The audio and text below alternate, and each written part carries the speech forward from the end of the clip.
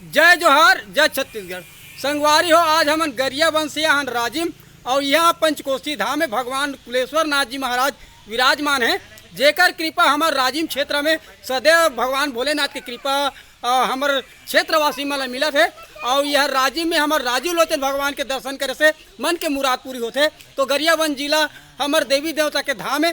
संगवारी हो, आप मन जब भी आओ तो जरूर कुलेश्वर नाथ जी के दर्शन करो। और ये राजिम क्षेत्र में त्रिवेणी संगम के बीच में हमार महादेव जी विराजमान हैं, जेकर दर्शन से पुण्य लाभ मिलते, मन के हर मनोकामना पूरी होते। तो संगवारी हो, मैया बनाए रखो। जय जोहार जय छत्तीसगढ़। संगवारी हो, अपन देख सकत हो ये राजिम कुलेश्वर मंदिर के दर्शन है। यहाँ से मन के मुराद पूरा होते। ये कुलेश्वर मंदिर के दर्शन संगवारी हो। बोलो कुलेश्वर भगवान की जय।